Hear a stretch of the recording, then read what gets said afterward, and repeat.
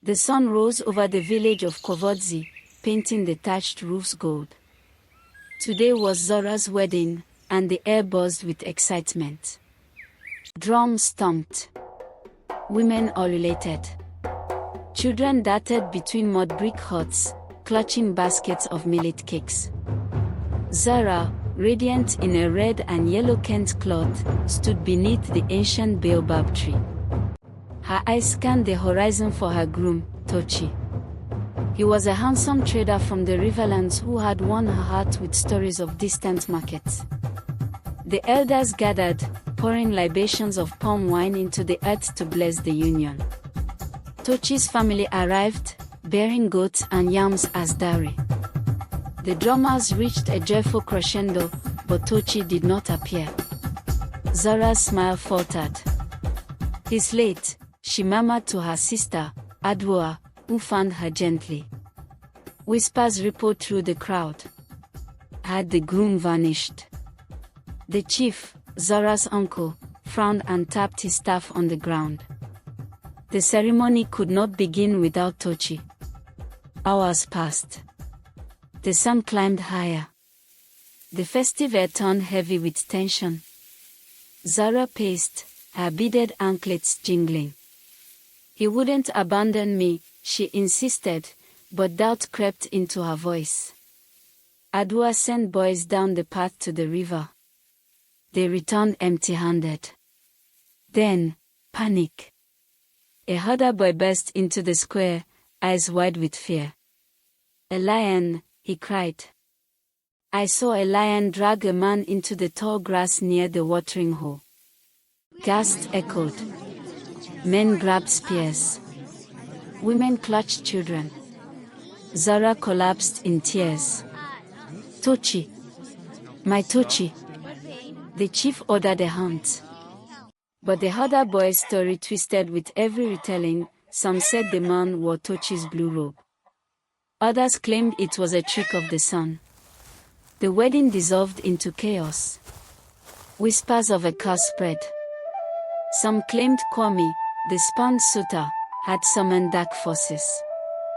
By dusk, the hunters returned, grim-faced. They had found lion tracks and a shred of blue cloth. But nobody. Zora tore her veil and wailed. "Kwame did this," she cried, pointing at him. Kwame sneered.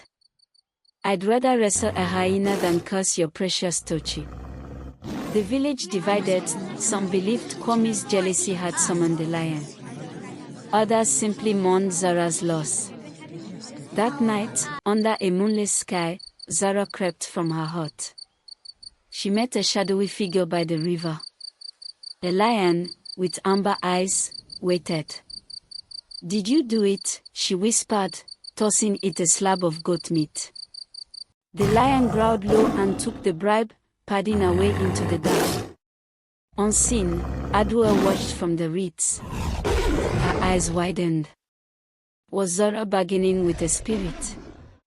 The village slept, unaware of the secret's unraveling. 3 days later, a ragged figure emerged from the bush. It was Tochi. "The lion took me," he rasped, collapsing into Zora's arms. "I fought it off. Hid in a cave." The crowd rejoiced. But suspicion brewed. His story wavered, no wounds, no proof, and no cave. Kwame scoffed. He ran from the wedding, not a lion. Zora silenced him with a glare. The chief, relieved, declared a new wedding. That night, Adwoa confronted her sister. "I saw you with the lion. What game are you playing?" Zora's voice was firm. "Trust me. All will be clear." As the village prepared again, Tochi unpacked his sack. It was nearly empty.